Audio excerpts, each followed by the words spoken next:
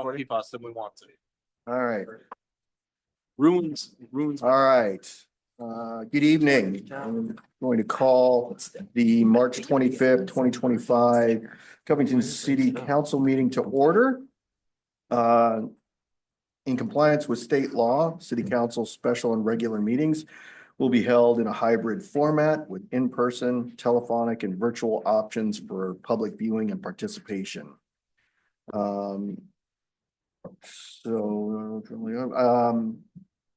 Kristen, called up, have the roll call, please. Yes. Councilmember Soltis. I'm here. Councilmember Porter. Here. Councilmember Hartsock. Here. Councilmember Harjehausen. Present. Councilmember Samomo. Here. Mayor Pro Tem Smith. Here. Mayor Wagner. We have a quorum, Your Honor. Thank you. Can I get a motion to excuse the mayor? So moved. Second. It's been moved and seconded to excuse the mayor. All in favor, say aye. Aye. Any opposed? Okay. Let's, if you all please stand and recite the Pledge of Allegiance with me. I pledge allegiance to the flag of the United States of America and to the republic for which it stands, one nation, under God, indivisible, with liberty and justice for all. Thank you. Amen. You're seated. Okay. We have up next is approval of the agenda. Are there any changes, Rita? No changes. Okay, making it easy on me tonight. Can I get a? So moved. Second. Been moved and second to approve the agenda. All those in favor say aye. Aye. Any opposed? All right. Up next, our reports from commissions. Up first is the Economic Development Council. Do we have anyone? No? Okay. Next is the Youth Council. Silas? Yeah. Good evening, council. At the last meeting, all we did, we approved the meeting minutes and we talked about the student art show. We put up all the student art show, obviously. Yeah. It's very fun. It's such a great event that we get to host. I'm glad that we get to do it. We got all the art up. It was good, pretty smooth. Next, we talked about the Covington postcard being made potentially. Me, Kenneth, and someone else were in charge of making them. We're gonna make 3 designs, and then bring it back in about a month and see what that looks like, what we've come up with, and see if we want to make that a Covington postcard. The next thing we talked about was how Kentwood, we want to change the street sign name. Yeah. We voted on it a few weeks ago. We're still the principal, like she has to prove it or something about what we voted for, but I'm pretty sure the one that was winning was Conqueror's Court, which a court is a dead end ending in a roundabout, which is what Kentwood has. So we thought that was the best one. Clever. Yep. And then the next one we scheduled our next Adopt a Street cleanup for April 16th after school on Wednesday. We're just gonna go clean up the street by Covington Community Park. Yep. That's always fun. It's always a great event, and it's been pretty clean the last few times that we've cleaned it up. And then we talked about the art show cleanup and how that we are going to start cleaning it up April 1st to April 5th is our deadline. We'll take all the art down and then we will sort it all and then distribute it back out to the schools. And that was it for our meeting. That's great. Any questions? Comments? Yeah, Beth. So the postcard, are you thinking of something that would be a blank postcard people could buy or we could use to correspond with folks? Oh, Yep. fun. Exactly that. Nice. Any other questions? All right, thank you. Awesome. Up next, Arts Commission. Got Riley? Yes. Good evening, everyone. So I don't have a ton of updates. We did do our annual retreat where we reviewed our budget and made sure we had room for the new Karma Collective project. We have our meeting with the Economic Development Council on Thursday. So I'm going to have more exciting updates next month as to how that project is unraveling. We also are securing our chalk mural artist. I don't know if you Oh, guys right. saw last year, we had a karma mural that kids were able to color in. We're gonna do that again for this summer, and so we're securing the artist for that Great. because she gets really busy around that time. And then lastly, I finally did get an answer about our the rotating art piece that got destroyed at the community park, Covington Community Park. We are gonna do a new call for artists, hopefully by July, and do a new sculpture altogether. Because it was a glass blown piece, it's not something that the artist can replicate very well. We had insurance and all of that is fine. The artist is taken care of, but we'd rather do a new call based on what we saw in our last call. We want to see more options for things that could be installed in that space.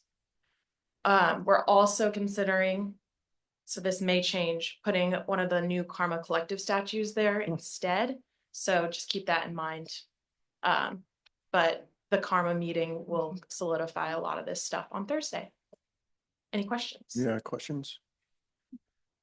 I can see some faces in the audience kind of going, what, can maybe explain what the Karma Collective is? And Yeah, what that looks like, absolutely. So it was actually an idea by Bo, one of our commissioners, but the Karma Collective is going to be a project where we're creating a mold of a sculpture of karma. So that little character right there, we're going to have them throughout the city, and then there'll be different themes and colors, ideally partnering with businesses around.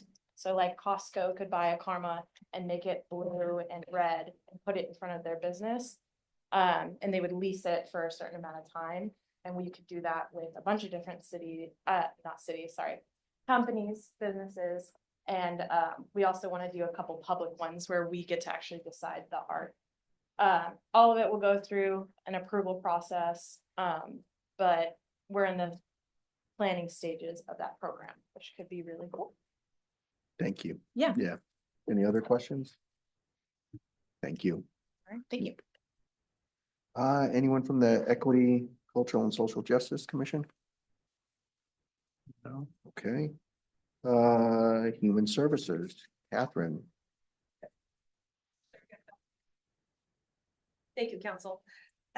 So at our last meeting, we were very fortunate to have Police Chief join us and our Community Care Specialist. Really nice. We had a nice conversation about the state of the city, state of our residents. Very fortunate to hear from them. May I share the anecdote about cleanliness? Okay. May I? Okay, yeah.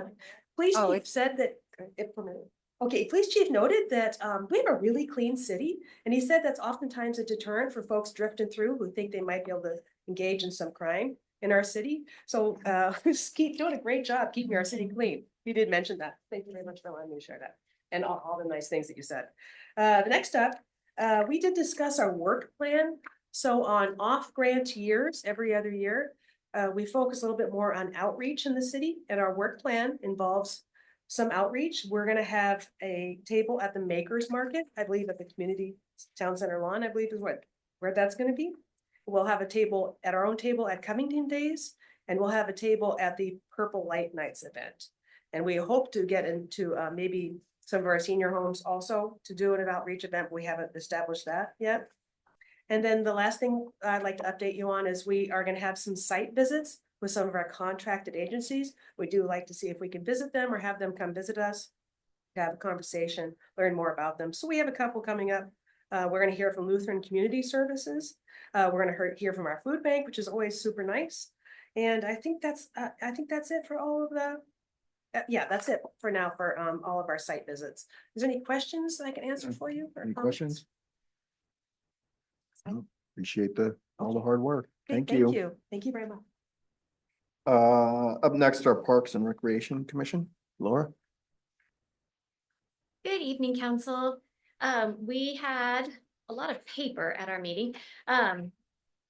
So we took a look first at the Parks and Recreation Department Action Plan. That's one of the things that as the commission we're supposed to receive every year.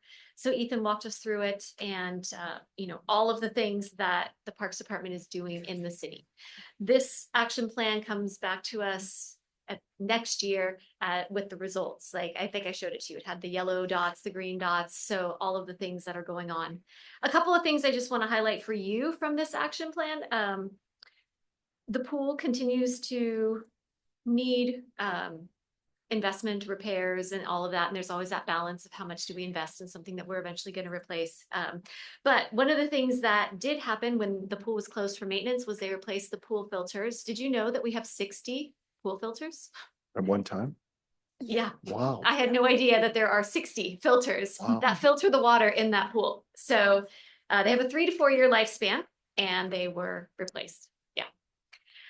One of the other things that I just want to highlight, one of the yellow dots that I showed you last, well, I didn't show you, but one of the yellow dots in the work plan last month was surveys. They always aim for a 90% satisfaction rate with the surveys, and they have the department has noticed we've been getting some survey fatigue, which maybe you feel it too. It seems like every single place wants you to fill out a survey.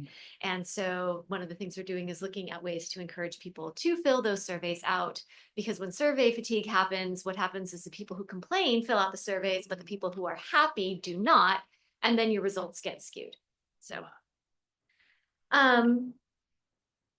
last thing that I wanted to highlight from the work plan, talking about the formation of an MPD in the future. And one of the things on there as a performance target is develop a public education plan. And just as a commission, we really support that. Anytime we can educate the public about the benefits of what the city is doing, helping them understand why we're going about this, why we're doing it this way, especially when it involves things that involve money or infrastructure development. Like, we're always in support of public education, so we're really happy to see that on here. So that's the action plan. And then the Parks and Recreation Commission adopted, well, not quite, almost, our work plan.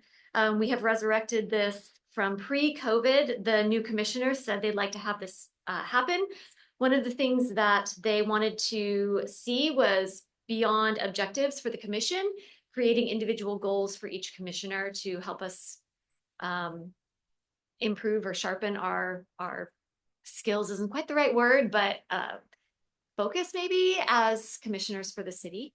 And so the goals are correlated to the objectives, but they range from everything like reading through the Parks and Rec guide and having a conversation with a member of the public to educate them about Covington parks, and attending city council meetings if needed, and subscribing to the local newsletter from King County, Covington, those types of things. I did want to call out from the work plan the 4 things that the commission specifically feels like these are things that are important to us. So supporting the planning of a new aquatic or rec center, that's probably not a surprise to you. Supporting the planning and development of Jenkins Creek Trail, which I'm going to talk about in a minute. The Jenkins Creek Park Master Plan, as a commission, we would love to see that move forward in some way, even though we know there's no funds or planning for that right now. And then also a dog park, whether that be permanent or whether that be pop-up. That's just something that we've been exploring and talking about, and it's come up in my report several times. So we have a few modifications to make with this, and then we'll formally adopt it at our next meeting.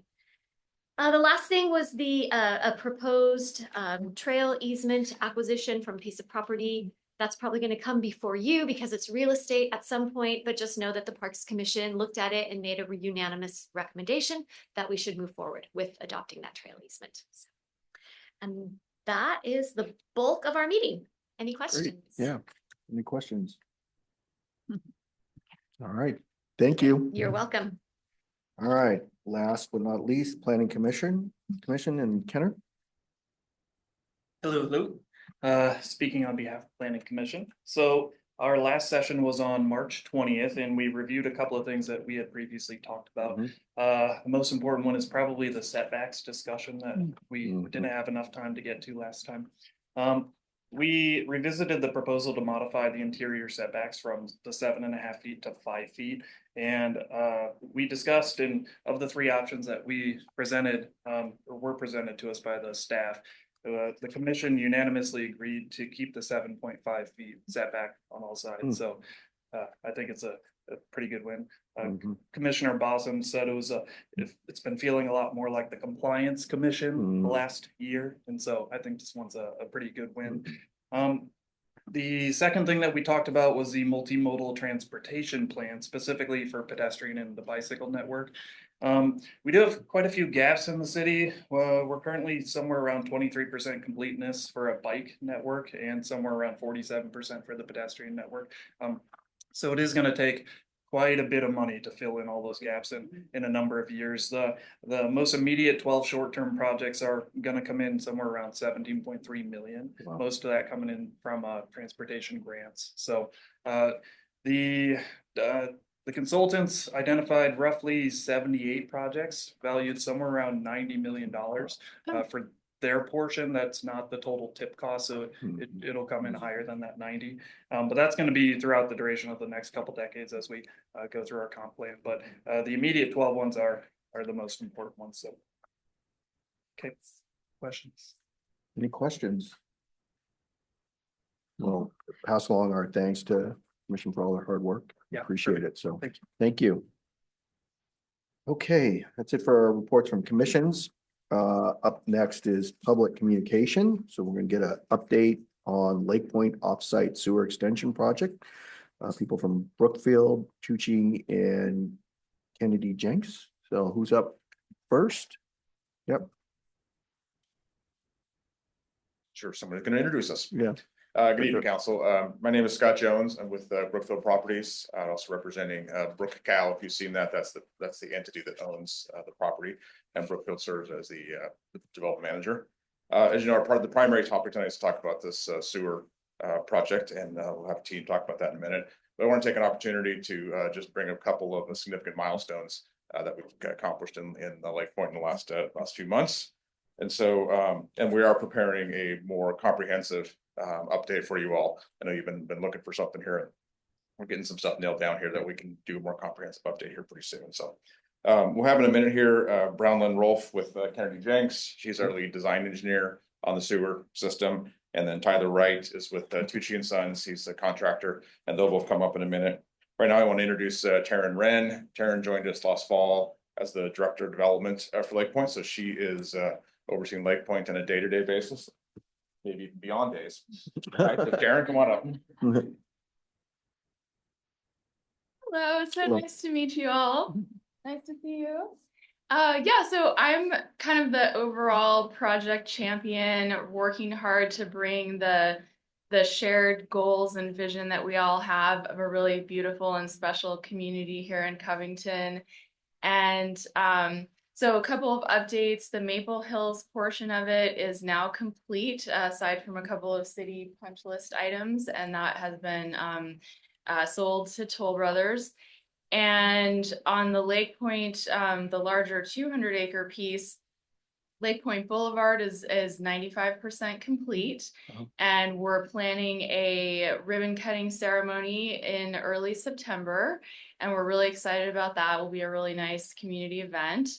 And then we have, we're transitioning from a construction and infrastructure heavy focus. While that'll still be ongoing, we are transitioning into a marketing and sales phase where we'll be having renderings and website and starting to get those homes listed for sale. And we'll have be having those first batch of homes in the main Lake Point available in early 2026. So I'm really excited to work with all of you on this awesome community. Thank you. Hi. Hi. As Scott mentioned, I'm Bronwyn Rolfe with Kennedy Jenks. So we're going to talk a bit about the offsite sewer work that's going to take place this summer. So if you can see the screen, we've got about 2,700 feet of sanitary sewer, most of which on this offsite portion is in the existing city right of way. The cool thing, we've been able to partner with Sue's Creek. Will actually be upgrading and improving a lot of the existing main line along here, replacing it for residents, putting a new structure. Tyler at Tucci is going to get more into the means and methods. But the important thing to know, this was approved by the city. We went through the SEPA and right-of-way permit process last spring, got review in the fall. Sue's Creek has also issued approval. So we look forward to getting this constructed this summer. There's been a couple goals, been doing a lot of communication. Our goal is to get as much of this done in the summer as possible. The city has looked into longer hours to help make that happen. That helps for several reasons. First, there is dewatering that is going to take place, but we anticipate that dewatering is going to be a lot lower in the summer months, meaning we can get in and out faster. And the other thing is we know there are schools in the area. So we've been working with the Kent School District as well as Cedar Valley Elementary to talk about bus lanes, impacts, etc. And soon this baton is going to be patched to Tucci in the construction phase. So I will kick it over to Tyler next to talk about what that construction will look like.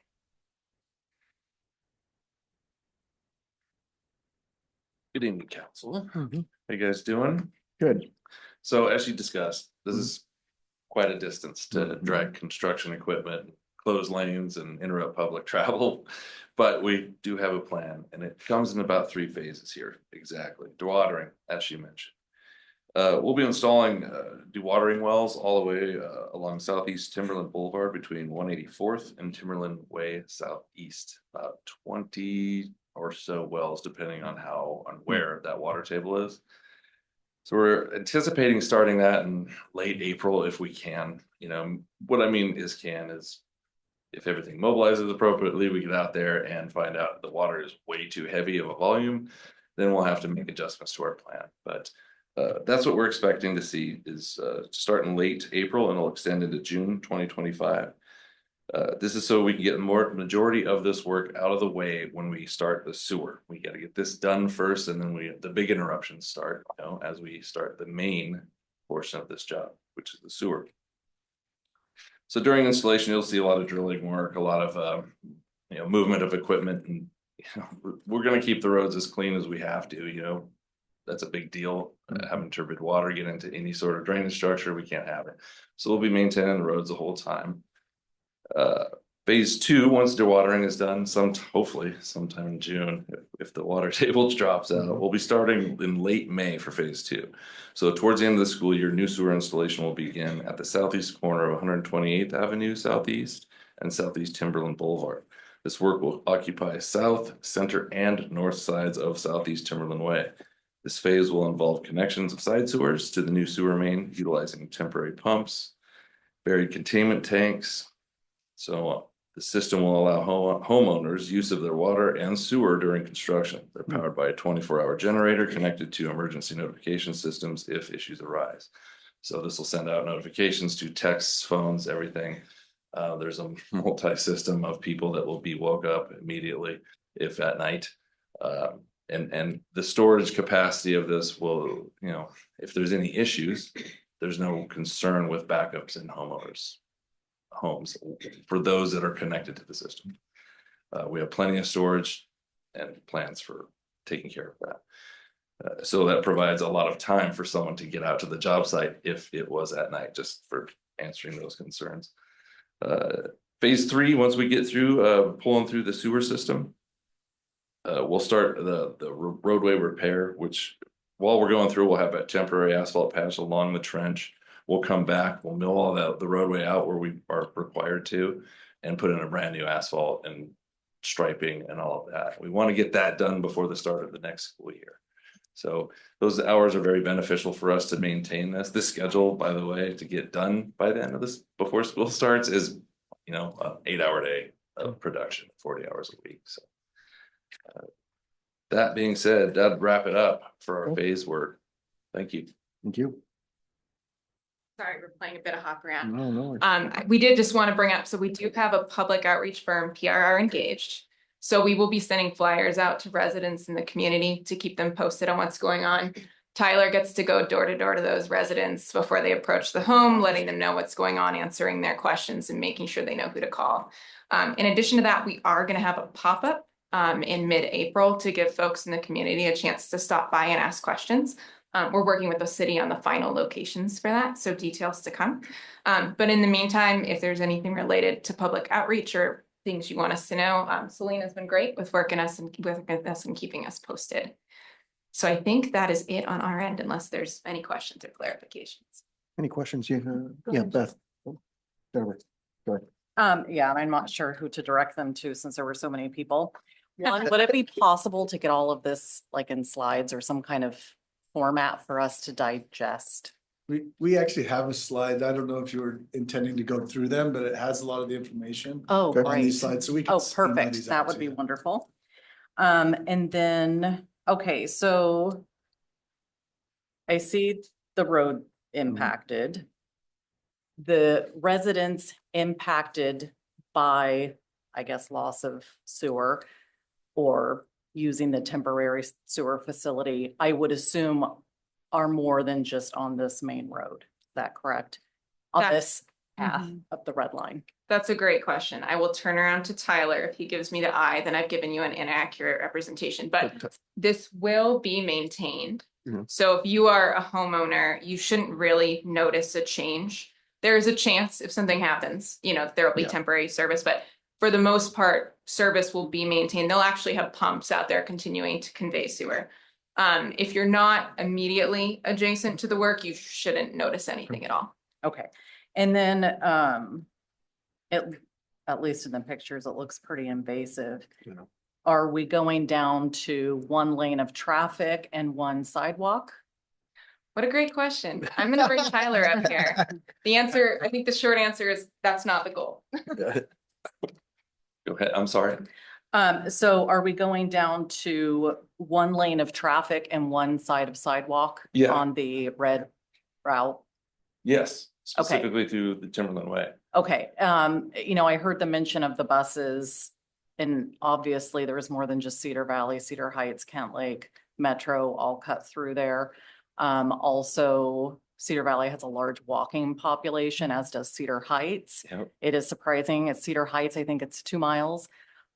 So we do need to be really cognizant of kids walking, not just driving.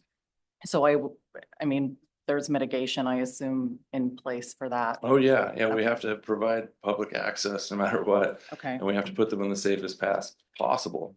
And we know that there's not very much in the way of sidewalks through a lot of Timberland Way, so we'll have to utilize the space that we have. We channelize with cones and, especially kids, we gotta keep them contained. Yeah. We can pull caution ribbon between the cones and, provide a good channelized area, especially through any sort of work zone area. They're not gonna Okay. go through our work zone, but, we have to get them past when we're on one side or the other. and then with the generators, the drilling, what's the expected decibels? And is it within city ordinance and within the hours appropriate, since it would be literally in, next to people's homes? Yes, all of these are specifically designed to keep the decibels Okay. well below any city standards. They're self-contained, they're in metal cages with metal boxes with insulation in them. So they're very quiet. They're Okay. intended to be operated around residential areas without breaking any sound requirements. And then as far as like equipment and employee parking, where will all of that be That's a stored good or question. kept? Most of them will have to carpool from somewhere. I don't know, but we can't park a lot of our guys in the closure. There's some places where we can get off to the shoulder, which is, you'll see that a lot, especially in paving. The guys have to pull way off into the shoulder where we have our closures. Okay. Most cases, we have quite a bit of room on those shoulders, except for where we have pedestrian paths. Mhm. So it'll have to be a planned thing. We don't want to park in front of anyone's house, or anything like that. Okay. That is a good question and something that I'll have to address with my crew. And then pop up mid-April, where will that be? Sorry, we tagged a lot of this. I did want to point out for the parking, one thing I think we talked about is using the development as well. So there will be probably some storing and staging there. For the pop-up, so we have one location nailed down just west at Southeast Wax Road and 262nd, I believe. Yes, that's correct. The second one, we're actually in discussions, so we will provide that when it's available. It'll also be within a few block radius of the project area. Okay, and is that considered the kickoff of public outreach, or will that be? Correct. Okay, all right, okay, that's all of my questions. Thank you, Great. Sean. Yep. Yeah. I think Yeah. Beth might have had her hand up. one of them had to do with the hours of operation. I know it sounds like you described the tools that are gonna be used do have that insulation, sound insulation, but And the idea is that you're working during the day, Yes. 8 hours, but if the timeline gets crunched, will there be, and maybe this is as much as a question for Selena, an application to work after hours to get the job done before September? It's not something we've considered, Okay, to work past the hours that are provided for us. Okay. That's our plan. We don't want to provide any other interruptions. Yeah. great, thank you. And I don't plan to fail, so we. Yeah, Okay. put the good vibes out there. Any other questions? No? Debbie? Thank you. When you talked about that there wouldn't be any interruption to the residents along that, they're on that line. Do you know how many residents are on the line? No, specifically, I don't. Okay, I mean, I know that we go through south, obviously through Timberland Way, and then as we go into the neighborhoods, yes, we do get into, you know, a lot higher population, people coming in and out, access and this and that. We have access with our lines while we're dewatering and while we're skipping from one structure to another, pumping sewer from one structure to another. It goes through contained lines. And those lines are built and they go through a baffle system that goes in front of a driveway. So this thing pumps through a baffle system, drops down right in front of a driveway, providing access. No different than going off of a half of a curb, like it's maybe 4 inches height max. So that we can place those at each driveway access that we're in front of a home that needs it. Wow. So there'd be no issues. We'll count it off and they can get in and out while we cross in front of their home. Tyler, because they asked us while you were out. So we were talking about disruption for sewer, and I had mentioned if you're not directly on the line, we don't really anticipate you'll see anything. Right. And if you're directly in the line, the disruption would be pretty temporary while you're transitioning stuff over, but the way you're working, they can still operate their sewer while the work is in front. Is that accurate? Yes. Yeah. Everybody will be able to operate their sewer 100% of the time. Even when we're making the connections, you know, we'll be doing it during the daytime. Most residents aren't really using it. Let's just say they're running their washing machine. Big deal. There's enough time that we have to disconnect and reconnect to our system. It's literally a minute or two. Okay. So even if they're running a dishwasher, it's going to store on the line, make the connection, and it goes into the storage tanks. Those storage tanks will contain, I don't know, we're going to have to assess the size of it. They're going to hold enough without and then it draws it out. So what I'm trying to say is there's a huge amount of capacity to hold the sewer. Once it fills it up, it has a grinder pump that sends it into the system. So it's a constant operating system that never backs up. It's always running all the time. So we can hopscotch down the road, and as we do that, we provide access. Everybody's sewer works. We make the connections. They'll never know, basically. okay, good. All right, thank you. Okay. We'll also be providing notifications to those folks. Great. At least a week before we even get to their house. So they can make So basically kind of a rolling notice as they go. So overall notice that this is coming. And then as it's potentially impacting their property, you're gonna notice them again. Yeah, Okay, people tend to forget. Yeah. They want to make sure they're on the public. Great. yeah. One Beth. final question. What powers those machines and the pumps? Is it Generators, gas generators? yes. Yeah, okay. The same ones that are gonna run the pumps for the dewatering, it's Mhm. very similar for the sewer. And the generators have soundproofing around them? Sorry. The generators have soundproofing around them? Yeah, same. Okay. Have to stay at the full level. Yeah. I would say our equipment is a lot louder than any of the generators. All right. Any other questions? All right, well, thank you very much. Thank you. Sorry to run out. No, no worries. Yeah. We did it. Yep. Okay, well, we're up to our first public comment period. Speakers will state their name, organization, and whether they are a Covington resident. Comments are directed to city council, not the audience or staff. Comments are to be related to city business. Comments are not intended for conversation or debate and are limited to 4 minutes per speaker. For attendees participating on Zoom, click the raise hand button. For attendees participating by phone, dial *9 to raise your hand. Once the city grants you permission to speak, press unmute and in Zoom or dial *6 to unmute by phone. Do I have anyone? So Haley, you want to speak? I was just gonna thank you for your time. I Oh. didn't mean to sign up for. No, no worries. Is there anyone else in the audience that wish to address the council at this time? Hmm. And is there anyone online? I can't tell. It doesn't look like it. No, Nope. we do not have anyone. Okay, seeing no one approach the podium and no one online, we'll close this public comment period, but there'll be a second one at the end of the meeting, if still interested. So now we move on to approval of the consent agenda. So moved. Second.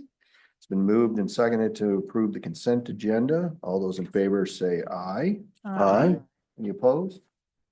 Okay, approve the consent agenda. Now move on to new business. New business item number 1, consider appointments to the Human Services Commission. I move to appoint Kaylee Stevens to Human Services Commission, position number 3, with a term expiring March 31st, 2028. Moved, is there a second?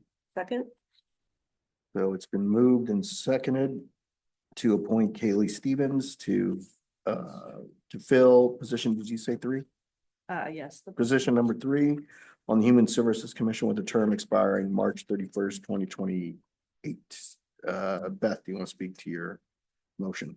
Yeah, I was just really impressed by the past experience that Kaylee had, not only in her career as a Navy officer and how she provides support to her crew and providing services for them, but the work that she did in her community back in Virginia with the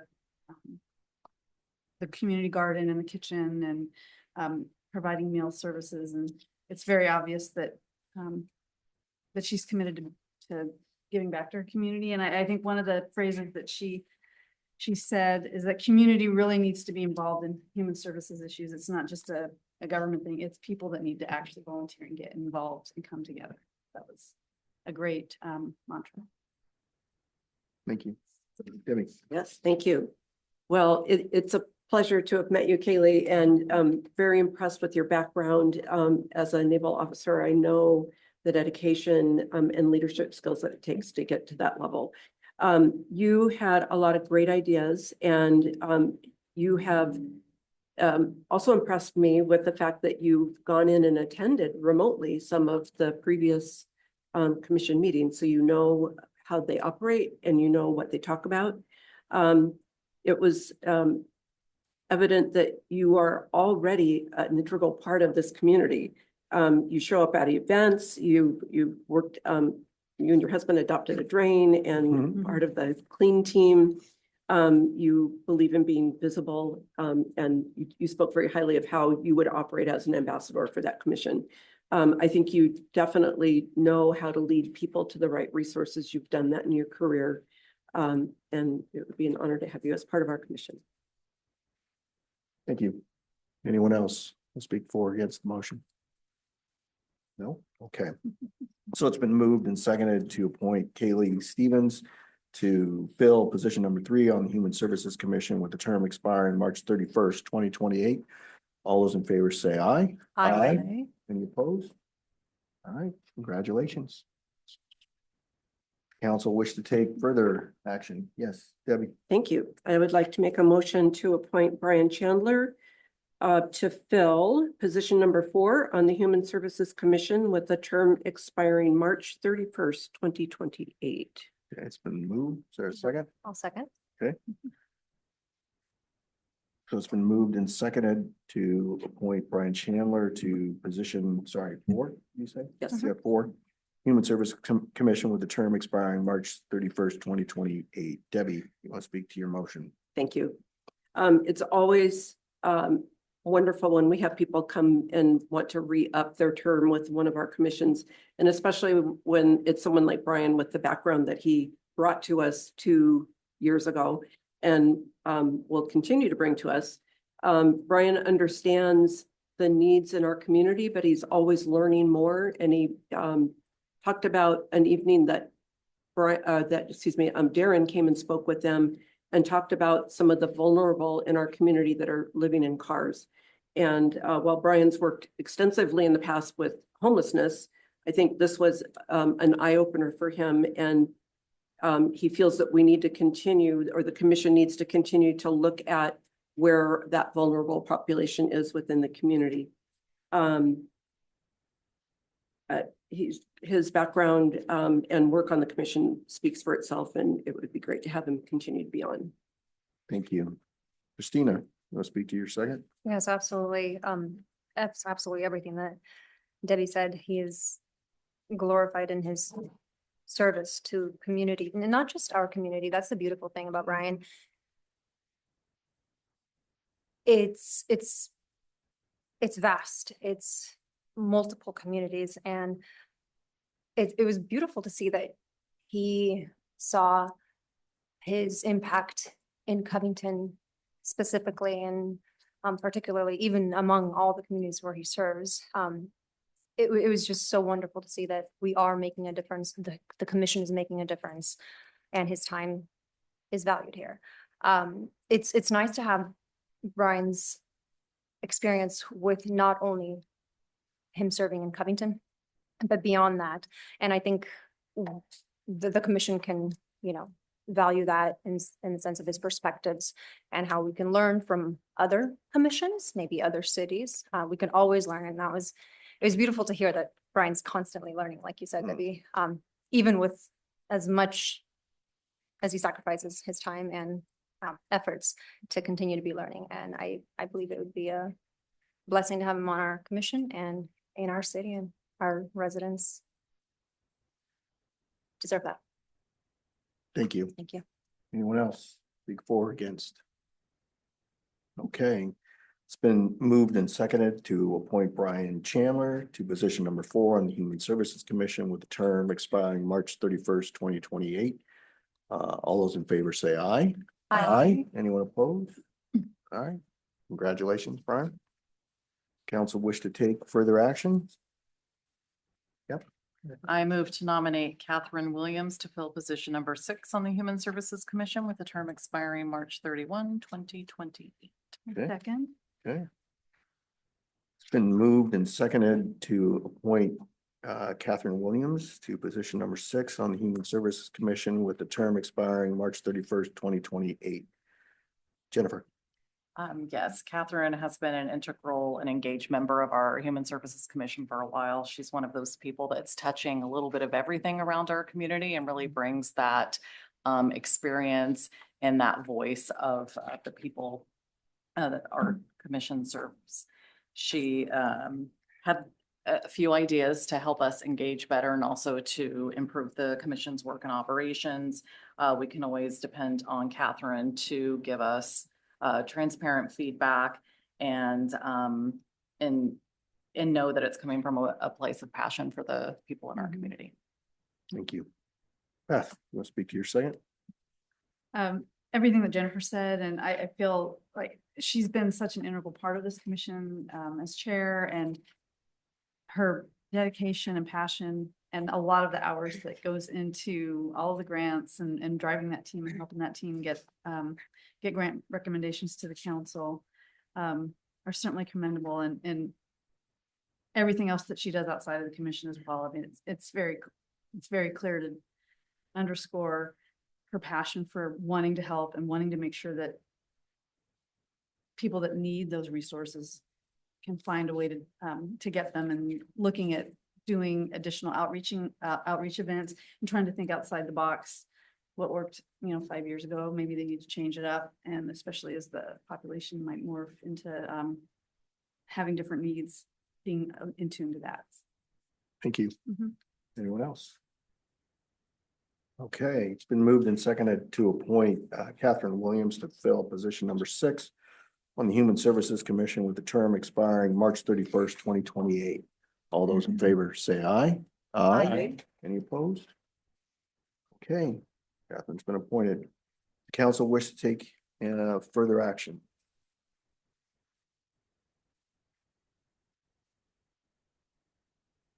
Okay. Then we will move on to new business item number 2. And congratulations to everyone that appointed the commission.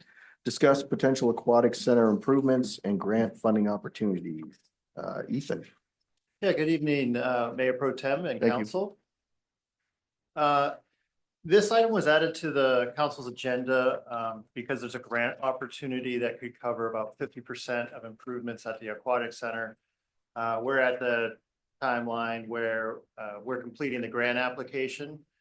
And we need to kind of confirm that kind of a package of improvements we've put together is a good package, or if we need to change it at all.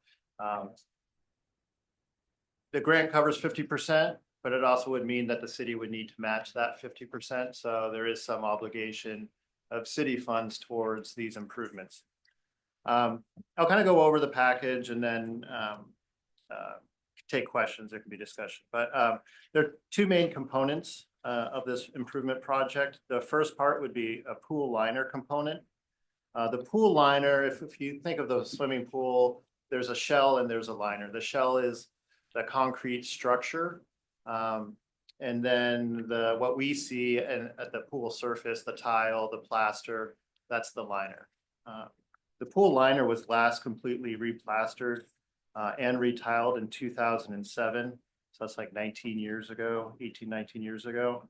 We have done some occasional spot repairs over the years to maintain it, but it's really at the end of its useful life. These pool liners are typically estimated to last 10, maybe 12 years at most. So we've gotten a very long life out of our current plaster liner. So the plan would be to completely replaster and retile the pool. This would also include repairing deck apron tiles. This includes in the gutter as well, and refinish the bulkhead, which is the movable piece that is kind of, if people are familiar with the pool, you can move it to make the shallow end larger or the larger end larger. The estimated cost is $736,500. That's a comprehensive cost. It includes construction, architectural design, some construction management, a little bit of contingency. The other component of this improvement project would be addressing a need for family changing rooms. Currently, you know, it's a 1977 pool. When they were designing those and building them, they didn't have family changing rooms. This has been a challenge for meeting community expectations for changing and showering options for families, disabled and transgender/non-binary folks. The facility has 2 restrooms off the lobby that have been evaluated for conversion to family changing rooms. The estimated cost is $710,500. The total cost is close to $1.5 million. As mentioned before, the city has an opportunity with grant funding that could cover 50% of the project costs. To apply for these grant funds, the city would need to use the aquatics reserve as matching funds. And the city's aquatics reserve currently has an estimated balance of $1.4 million. The grant application window ends April 3rd. So coming up here soon.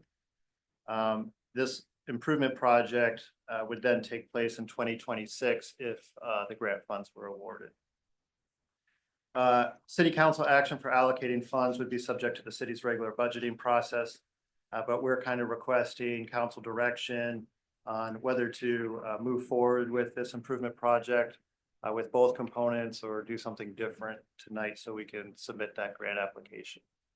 A couple just kind of notes. The pool liner, I would say, is a critical item. Whether we apply for this grant, whether we get this grant or not, it's likely that the city will need to do that project in 2026.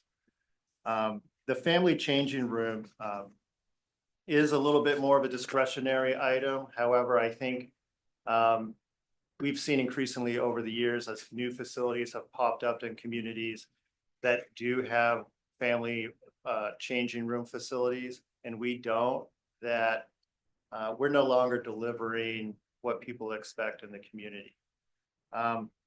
The grant is also, it's a King County grant program.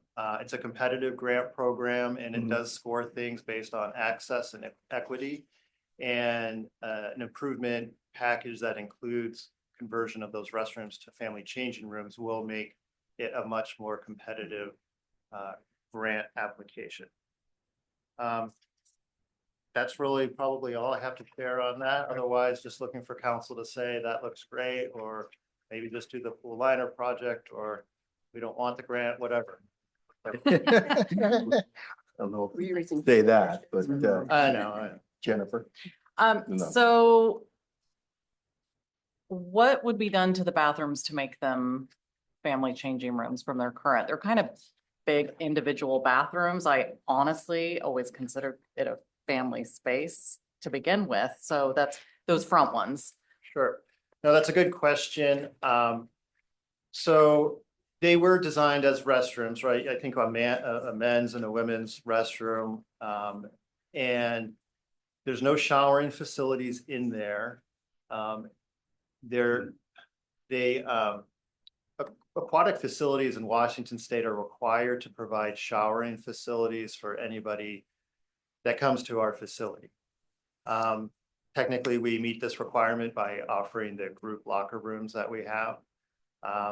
But for the variety of situations I kind of mentioned, and that the package. Yeah, they're not private at even a little. Right. Yeah. Right. And they're not ideal for every situation. So we do have signs on the current restrooms that say family changing rooms. Correct, which is why I was a little confused. Okay. I But thought technically, family changing rooms, I think from community expectations would include showering facilities. There's other improvements too. We would making these ADA, be meeting ADA requirements. So the doors currently aren't ADA. We also don't have a fully functioning HVAC in those spaces. So we'd be bringing that up to code. So there's I think in the cost estimates, I don't know if anybody got into the weeds on it, but there's a significant amount into the HVAC and mechanical component to that is really kind of addressing deferred improvements of just there's no HVAC in those spaces as well. So. And then just a second question. We're used to seeing like a recommended space where this would come out of the budget. Is this just to say, hey, go for the grant? And then if we get the grant, then we would discuss where it would come from out of the budget? We have aquatics reserve. So that's that $1.4 million, but that's in a reserve account and hasn't been allocated. So if we applied for this funding, we would then bring a decision card to council during the regular budget process to kind of formally set aside those reserve funds towards this capital project. Okay. All right. Thank you. Debbie. Thank you. Is it possible to go after a grant for one of the two projects? And I'm understanding there's one project is the pool liner and replastering, and that's 736,000. And then one project would be the to add the family changing rooms, and that's 710,000. Is that right? Two different projects. So is it possible to go after a grant for only one of the two? If we thought we could only fund the 50% of one of the two? That could be a decision if council wanted to provide direction that way. So you could, I would say, you'd probably want to prioritize the pool liner component over the family changing room one, but the family changing room one will make the grant application more competitive. Other questions? Okay, thank you. Christina? This isn't a question, but it's brought to our attention that the current rules are that children up to 6 years of age can enter into any given locker room with their parents. And then beyond that, you can't. So if I brought a 7-year-old, I couldn't take them with me into the locker room, but they would have to go into, if it was a male, assuming they would have to go by themselves into the male locker room. And as a mother, not having a different option or not having the option to go to a facility where the standards are met doesn't sit well with me. I think this is a safety issue. I think it's beyond safety. It's, I should say, beyond just, a standard issue. I think it's a safety issue too. So, and it, helps the grant be competitive, but I would feel like we should do both and see where it goes with the grants, but clearly both are vital and necessary and for different reasons, but it's my opinion. Thank you. Thank you. Other questions? Oh, Beth. Yeah, I might have missed this. Are the two bids in 2026 dollars or current dollars? Is there inflation built into that? Good question. They just got done like within this last month, so they're using pretty current estimate dollars. You could add 3%, 4 or 5%, but there's a 50% contingency built in Yeah, as well, so- so that more or less covers it. These are planning estimates. I mean, Right, they right. could fluctuate, hopefully down, but there is a 15% contingency to kind of take care of. I think we've been down that road where we know that's probably Sure. which I'm not saying it's bad. We just have to be realistic that we might go out for the grant, and plan our money and then end up still having to come back and pay several $100,000 more. So. Okay. Any other questions? Debbie, good, yeah. Can you remind us how long we think it would be? We don't know the answer to this before we can. A long time, yeah, before, well, too many unknowns, I guess. I can't even ask you that question because that would not be right. For a new facility. You know, it's over 10 Debbie, that will years. be 1 to 20 years. Yeah. That's my Thank standard you. answer Yeah, with that somewhere in one. that range. Yeah. One, That's yeah, Okay, that's fine, optimistic. 5 to 20 years. 10 to Give 20. Okay, so And a if we factor. were to use the reserve, the pool reserve funds. And we would be using half of that. Do we think that we can get by on the risk in the out years between now and the new pool?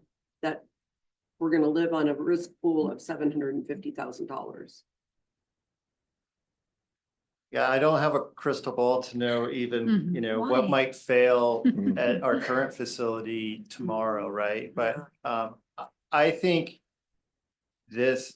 I think it's gonna be at least 5 years, best case scenario, 5 years before there's a new facility, and up to 20 years, I think, these are long arc Mm. planning and projects to get a new facility like the city's been discussing. So being able to provide a facility that we have kind of to meet the community's needs now, I think it's a good probably use of the reserve funds. And if the city moves towards an MPD, that will really be a funding source to help kind of plan for a capital project like a new aquatic or rec center. So I think it's big dollars for these two improvements. I mean, I was kind of shocked when we got our estimates in too. But they're not going to go down, and there's an opportunity to stretch city dollars twice, twofold. So if you want to do these projects, this is probably a good opportune time to do them. Yeah, Beth. And then, so just to follow up, and I think I've mentioned this before, but I don't know how feasible it is. If we ended up in 5 years getting a new pool, and we've got this building that we just put, $1.4 million into, there might be an opportunity to recommission the current aquatic center as a community room and still take advantage of some of the, like filling in the pool and putting in a court, or making it is there an opportunity to still use that building so that we're not completely, again, that's a crystal ball thing, but if we have a new pool, we don't need a second one, and we don't. Yeah, the city could look at it. I think for the pool liner, thinking about that investment, these pool liners last on average 10 years. I know we Right. got 18, 19 years out of this one, but that's not typical. So you're already getting at least half the life out of it, maybe Sure. longer. So, Mhm. and the family changing, the city would have to see what the priorities were at that time. It's hard to know. It's a building, could be Mhm. repurposed. For something, so we'd still need some use. Christina? Thank you. I think we absolutely have to put the fires out as they come and cross bridges when we get there. But I'm hearing about the liner, but I feel like prior to this, I constantly hear the pump. Is the pump okay?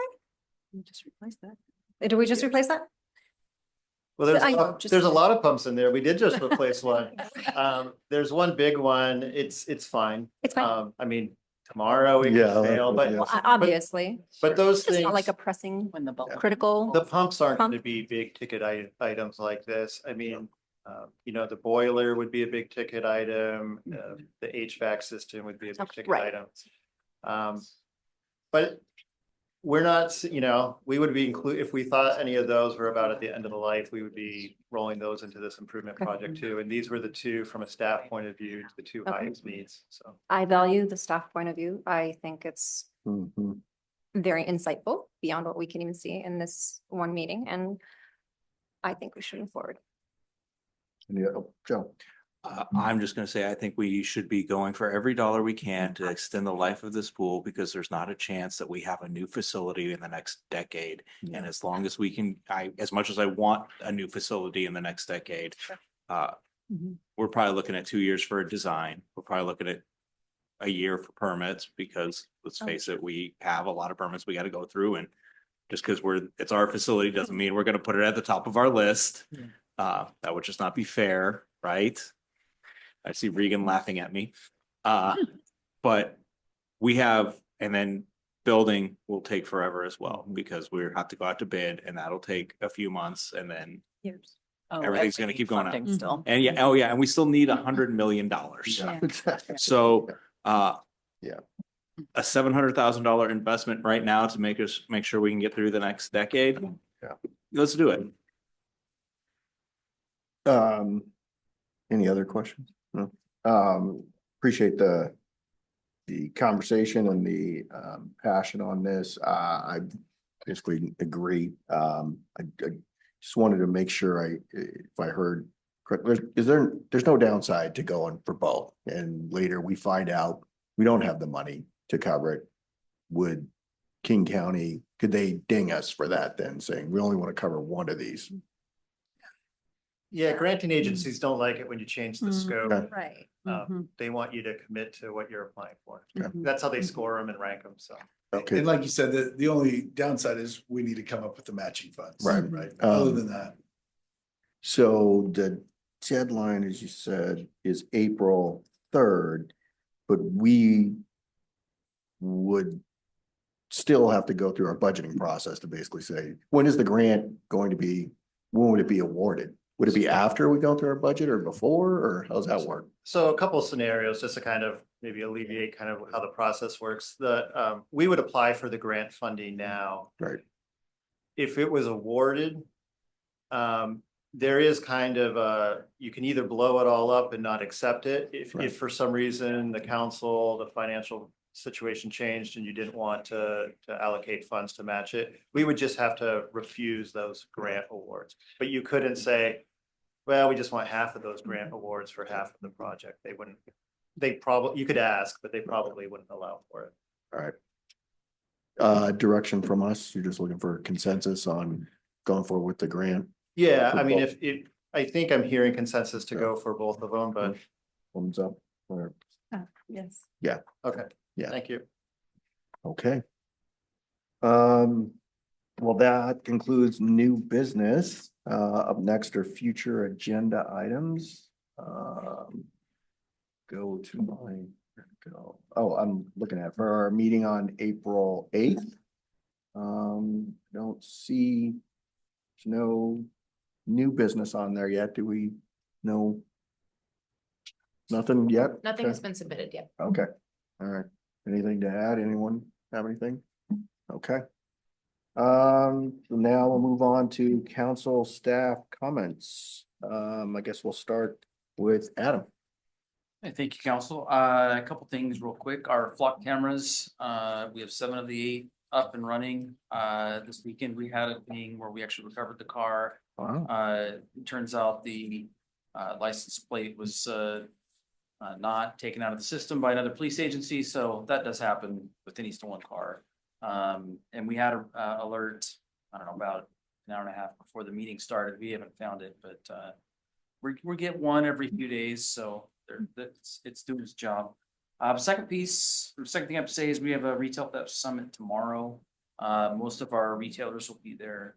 Well, we're gonna give them an update on what we're doing, and invite them again to, continue to report things, because the ones that have seen some good benefits from it. Is that here? That's gonna be at, the police station. Okay. Okay. That's Great. it. Okay. Ethan, Nothing else from me tonight. Thank you. who's online? Is Don on? Yeah, Don. Thank you, Mayor Pro Tem and Council. Just one thing I wanted to let you know about on our Jenkins Creek project on 516. You might have seen some work that was going on out there. Basically, there was some water bubbling up. And so obviously indicating that we had some issue with one of the pipes that was installed. It was actually a pipe for Kent Water. And so the Goodfellow brothers came back out and excavated down and found the problem. They are in the process of repairing that. And the lane will still be probably closed. It's supposed to be closed till tonight, and they're still trying to assess everything and get that all fixed and repaired. So Kent is involved with that and making sure that that's all done to their satisfaction. So a little bit of a bummer to have to go back in there and do that, but anyway, we'll keep you posted as new information comes about. But that's all I've got. Thank you. Selena. Nothing for me tonight, thank Okay. you. Casey. Just a couple things I'll mention, just in case you hear from any of our businesses. We just sent out the quarterly tax returns for first quarter for B&O, as well as all our past due returns. We had about 3,300 businesses that we originally sent our tax returns out to, and about 1,800 that have not responded. So we're working on getting them to comply. So just in case you hear from any of the businesses. That's it. Thank you. Thank you. Mark.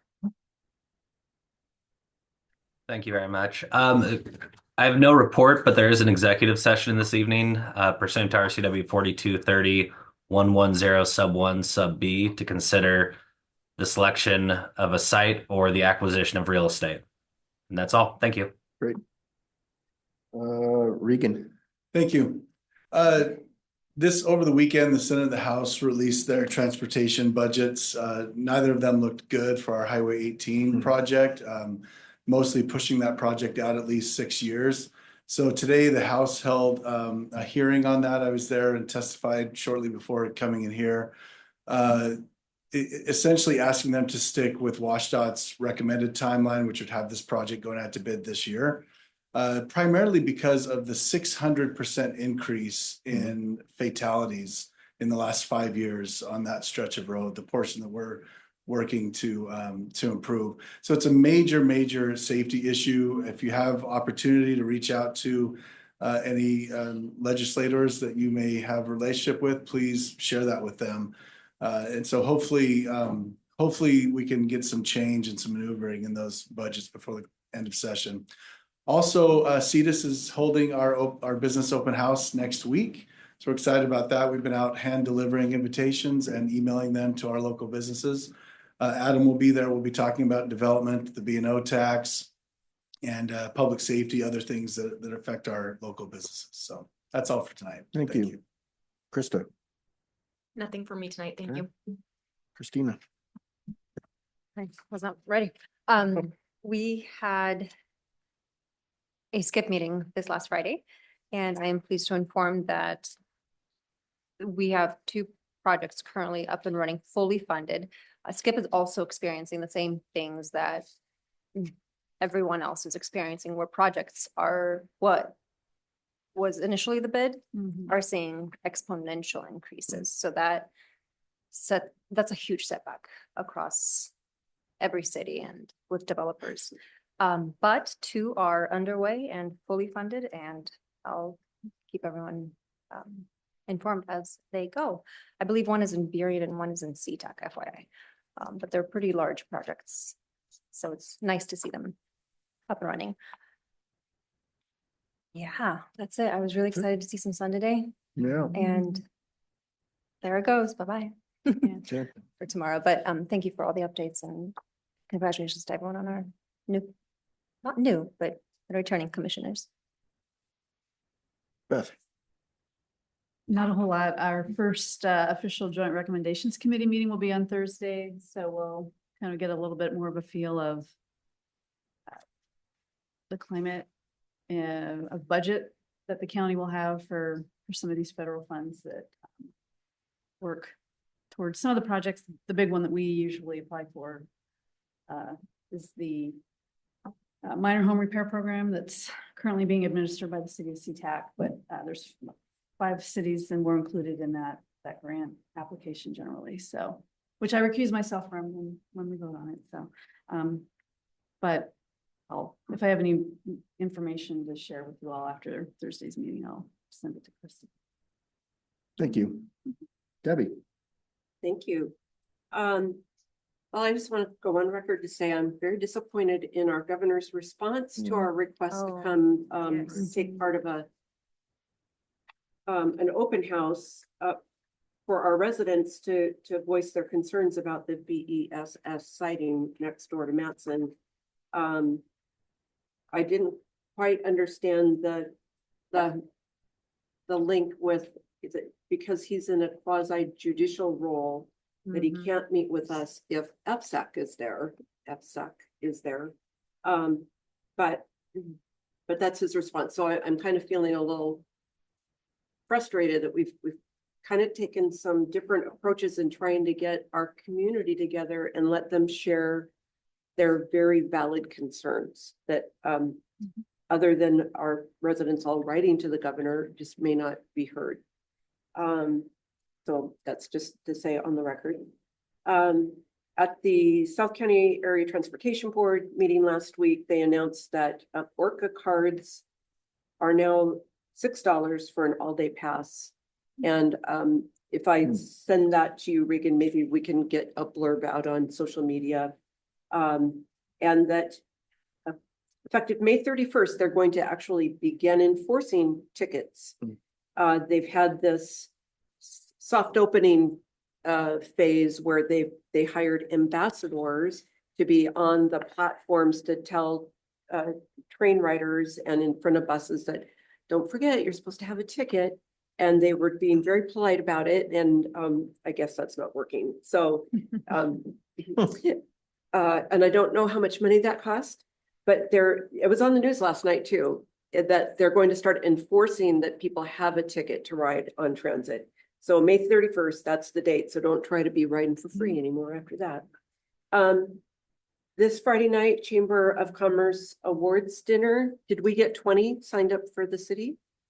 No, I think we have 8 or 9 Spanish. Yeah.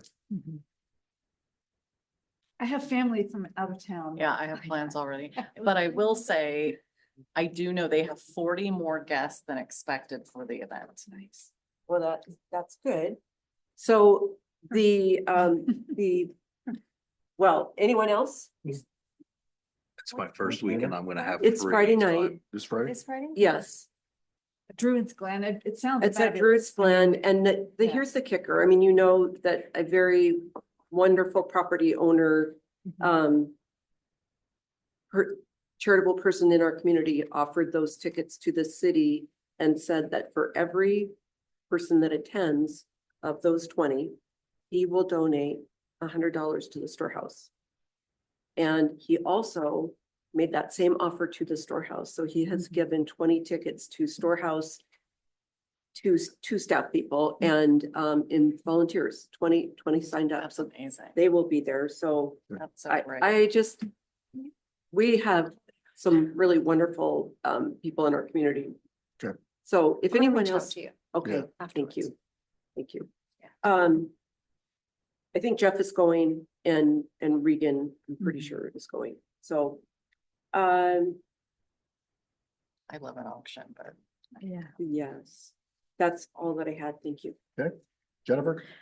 when can we expect a report from our ACSJ commission? I am on the edge of my seat. No, I asked Selena that same question. Obviously, they didn't meet for most of last year. Right, They've right. been meeting the last couple months. Their last month, they did not have a quorum, so they did not meet. And so that's kind of where it's at. Daphne's reworking that, building that up. So hopefully they'll have someone here next time. Selena can follow up with that. Okay. Would it be helpful for any council support in any way? I know we had mentioned, I believe at Summit, having some conversation with them earlier than later, just to help, keep the initiative and the drive and the enthusiasm there. When things don't start out well, they tend to fizzle. Right. I appreciate that. And I've shared that with Daphne, the liaison for that group. As Regan has mentioned, they weren't active, and then when they finally got active, I think their first meeting might have been January or February. They've only had a couple meetings, and during that time, Daphne had to reestablish a chair, vice chair, and then they started to look at the old work plan that the previous group had put forward. And I think that there's some desire to rethink that a little bit. So Daphne shared with me that yes, she would love any type of encouragement, but I think this commission wants to get their arms wrapped around, kind of what they're there to do. And then ideally, probably, I think you meet with them in June. I think it's June or July. I don't know. I think it's June. Okay. Then that might be a better time. So it's only a few months away technically. They're, they only meet once a month. Yeah, I'm just worried about them fizzling out before they even actually get started as a new team. So yeah, and I'll check in with Daphne again and obviously coordinate with Regan if there's anything before then. It just sounds like it's a little bit of rebuilding and, getting people onboarded with the commission. okay, thank you. And then I just wanted to thank the city for hosting the blood drive. It's very convenient for those of us that work in Covington, and a much more comfortable situation than a bus. So I personally really appreciate the big room. I don't know if you're a hard stick like me in the bus, you actually have to move to another side of the bus every time they try to stick you again. So anyway, I really appreciate that. So thank you for supporting our local blood bank. Joe? So at our last meeting, I mentioned going to pick, and we were going to probably have a lively discussion about the parks levy. I was not wrong. It was a lively discussion. I got a copy of the unofficial meeting minutes. I sent them to Regan, but when I get official minutes, I'll send them out. I'll send them to Chris to send to everybody about the discussion. I did bring up the pass through of, how it's the 60-40 is kind of garbage and it should be different. And they said, well, yeah, but, and then there were cities who, like Kirkland, who the assessed value of the property is X, and then their population is down here. So they actually would lose money if they switch to some different method. So the entire thing is unpopular amongst most of the cities. So no matter which way they do this, King County is going to not be liked. So there's that. They're very happy being the bad guy still. But one of the things our new SCA, what's his official title? Executive director? The director of SCA is starting to send out, he gave us crib notes for everything that we did. They're completely non-official and completely, just little blurbs of what we did. And been looking at them. They're great. I like it because it gives me some information. We did also discuss that since the county had a little bit of time to make some adjustments to everything about the parks levy, that we could maybe, if need be, call an emergency pick meeting. They have about another week or so before they start making a decision which ballot to put this on. And so I haven't heard if we're having an emergency meeting yet. I should probably be like the third person to find out for sure, as being the vice chair of pick. But with that said, I just want to say the crib notes are great because I have a great breakdown of what the old levy is versus what the new levy could be. And yeah, so that's just my little thing. We're doing some great thing. The Covington City Council and the Kent School District met last week. I thought that was a good meeting. I did get to talk with Superintendent Fella, and apparently he's supposed to show up at my school sometime, and he goes, I might just walk into your classroom. I'm like, yeah, that'll make my principal happy, but why not? Let's do it. Scare the kids. But I thought we had a good meeting. I thought lots of good questions were asked. Lots of good talk occurred. Still lots of things I would like to talk about when it comes to making sure that the schools get what they need, especially, redoing the parking lots of some of them, making sure that we're again redoing at least one of the parking lots at our schools here in Covington, but also making sure that student safety, especially after certain threats were made out at Tahoma over the weekend. And apparently Kent Lake was also targeted on that. And the sheriff's department, I guess, spent some time out at Kent Lake yesterday. It was great getting text messages from my kid. I'm like, you probably shouldn't be on the phone, but it's what it is. And then finally, it's one of my favorite times of the year. Starting Thursday, baseball is back. So if you need me anytime on Thursday, you won't get a hold of me because I'll probably be watching baseball. So no, we're not. But I'll just turn it on in my classroom. Thank you, My Joe. students are writing essays. What am I gonna do? Just quickly, the Regional Fire Authority had their meeting last Wednesday. A couple things to bring to everyone's attention. They're having their regular teddy bear clinic. For those that don't know, first 400 children that show up get a free teddy bear, and the paramedics there will make sure that they check them out, give them a clean bill of health. They also have an opportunity to, climb on fire engine, the aid car, and actually spray water through one of the fire hoses. So that's Saturday, May 17th, 10 to 1 at Station 74. So I'll just leave this flyer for you, Krista. Also at the meeting, they talked about a smoke alarm event that they're doing. They're working in Kent with manufactured homes to provide smoke alarms for those. And they're looking to do something similar here in Covington and Maple Valley. So Regan, I think at some point just reaching out to Chief Carson and see what they're thinking and what the possibility is for that. But I just wanted to. Why specific to manufactured homes? Is Yeah, I'm not sure. They might get a grant, they didn't say, so I'm not 100% sure. It could be, I'm guessing those are structures that often probably don't have smoke alarms and can become engulfed very quickly. And so that it's probably an equity thing as well for some of these people that own those types of homes possibly. So I'm speculating, but anyway, just FYI, they're looking to do something similar in Covington and Maple Valley. I'm going to wait for the last thing I want to, but Maple Valley during their time to speak talked about they're looking to bring a semi-pro soccer team to Maple Valley, both men's and women's, and they'll play at Tahoma. And so I just thought that was interesting, kind of some of the, because it looks like they're not their mud event.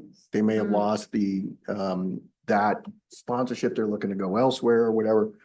But it just seems that Maple Valley is looking at those types of things, and they're using Tahoma High School. I don't have an idea or whatever, but it's interesting that they're able to use the school's facilities. Well, pickleball, yes, we're definitely doing that. But it's just, they're getting very creative in how they can attract people to their community. And why can't we have a pro soccer team? So use Kentwood High School or whatever. So anyway, I thought that was interesting. And then finally, Chief Carson mentioned that they are still working on having a town hall on wildland firefighting this year. Chief Pollock is on point there. They're going to do it in Maple Valley, but I think we should reach out and see about making sure that our elected officials show up, and maybe we re-extend the invite to the governor to come to this event rather than, if he won't come to Best, then maybe this is another kind of hot topic that we can get him to possibly attend. So like I said, Chief Pollock's on point. I definitely think we need to be assisting in that in the coordination and development of that town hall. I like the one we had here last year. I think we're gonna get a lot more interest in this with the recent fires in California. So speaking of which, there was a promotion of one of the firefighters that went down to California.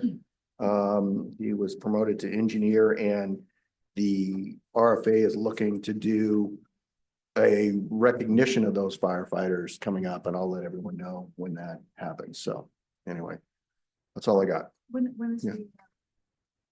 the thing in Maple Valley, the? Oh, they haven't set a date Oh, they yet, haven't set a so date. they're working on it, so. Okay.